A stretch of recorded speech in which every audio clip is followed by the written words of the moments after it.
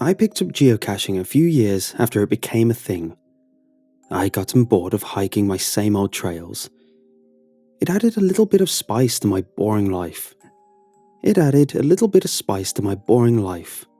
Gave me a goal to work towards, even if it was a small one. I lived in a place with a ton of forest and rural land. It's a beautiful area with lots of national forests and public trails. With those features, it's kind of a treasure hunter's ideal stomping grounds. I found some neat stuff in my endeavours. The heart-shaped locket in the little tin candy box behind a brick in the local community garden, a little wooden whistle shaped like a bird in the hollow of a tree near the elementary school, an arrowhead replica in an Altoids tin in a creek. You get the idea. It was never anything big, but it was the sense of old-school adventure I had that really made leaving behind a favourite old baseball card in a plastic Ziploc bag worth it. For those of you that don't know, when you geocache, you're supposed to leave an object of equal value inside of the cache box. It's sort of like a scavenger hunt set up by your own community. A very different kind of cache came into play 3 years after I started. It was supposed to be like a puzzle, a friend had explained. We found a few boxes where the organiser left small stuff and different coordinates leading to a big prize at the end. That intrigued me, of course, as I was always more than pumped for a new challenge. After finding a brand new one that I was sure I'd been the first to pursue, I wrote the coordinates set down and headed out. It led me to a place I'd been a couple of times before.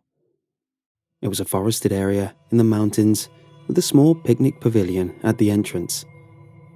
Nobody was there, but then again, there wasn't usually anyone else, as this wasn't a very popular spot. At one point, I'd really liked this place, having picnicked there as a kid. Something smelled like old garbage that day though, and I could feel eyes, despite having seen no other cars in the gravel parking area.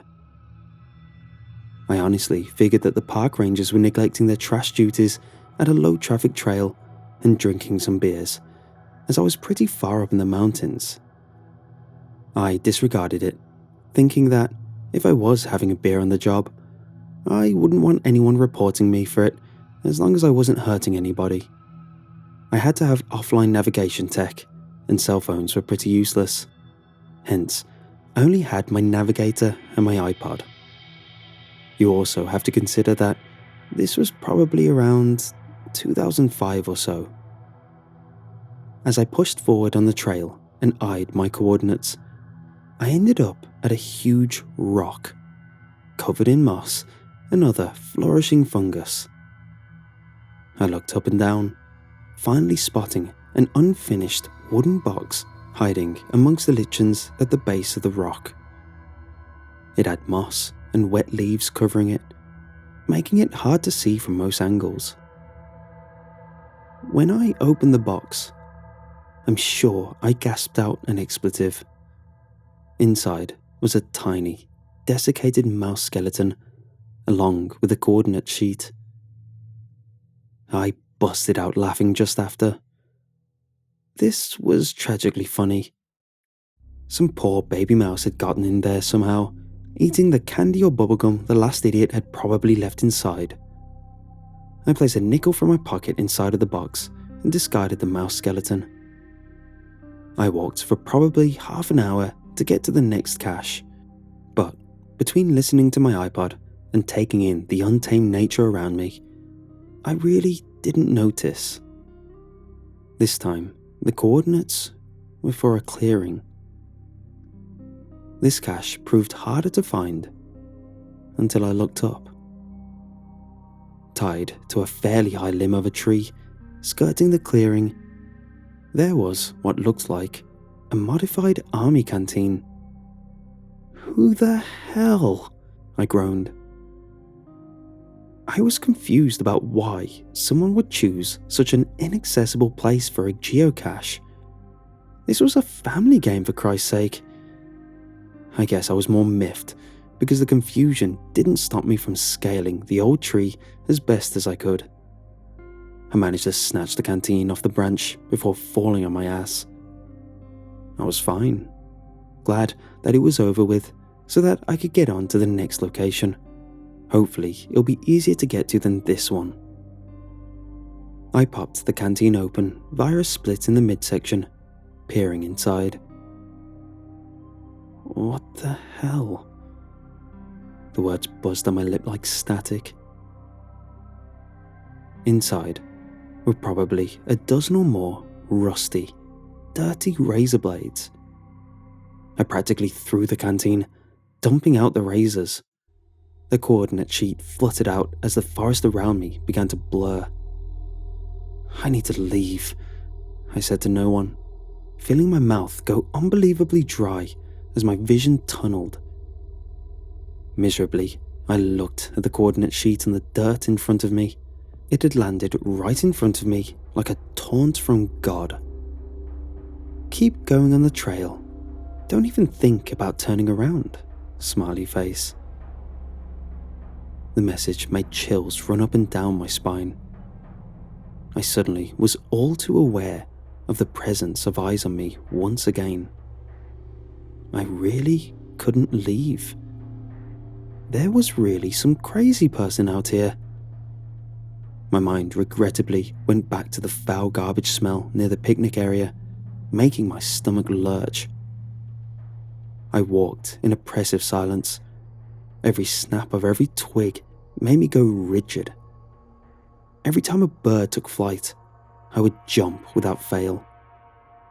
I was on pins and needles, scared of my own footfall and shadow. By this time, I was 40 more minutes away from where I had started. Now, I was nearly an hour and a half away from my car, away from any road, away from safety. As much as that bothered me, what bothered me more was that I was an hour and a half closer to whoever the hell thought rusty razor blades were a good geocache prize.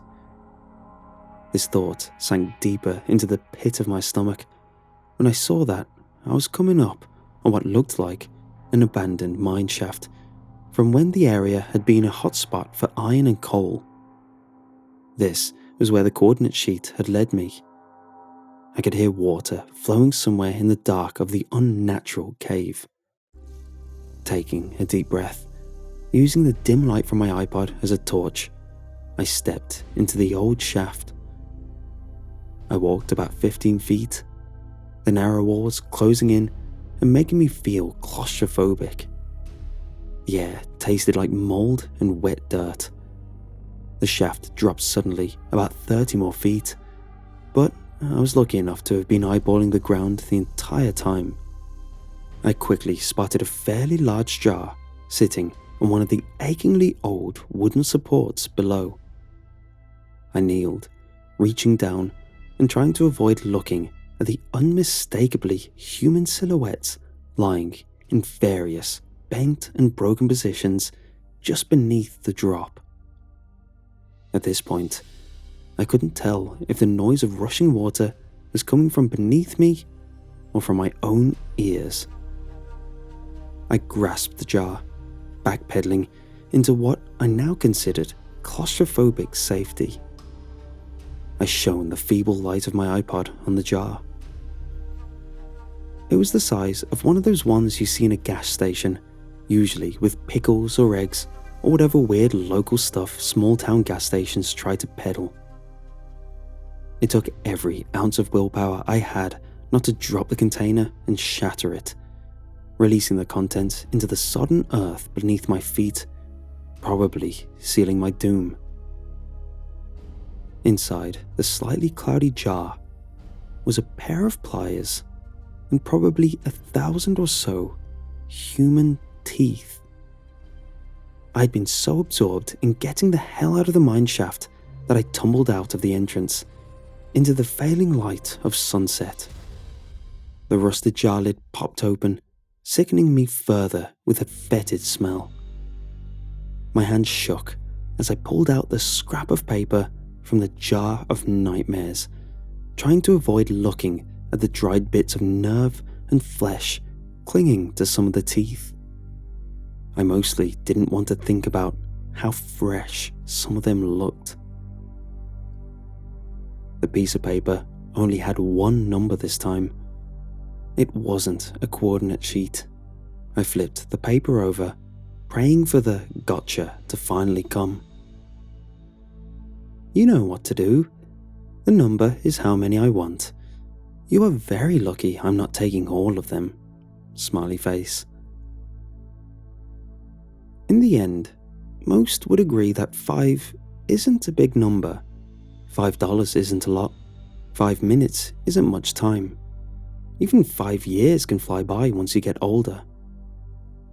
But pulling 5 teeth out of your own skull with dirty pliers, alone in the woods with some psychopath most likely watching you, that's a whole hell of a lot more than the quantity you probably imagine when you're thinking of 5. Yes, I told the police and reported it to the GeoCache headquarters, but the police and rescue squad supposedly found nothing in the mineshaft. There was no bloody jar of teeth, there were no corpses in the mine, and there wasn't even garbage in the trash cans.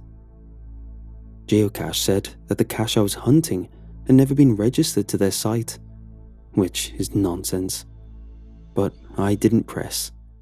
Even after rumours flew in a small town, rumours that I was crazy enough to rip my own teeth out in the woods, I didn't press it.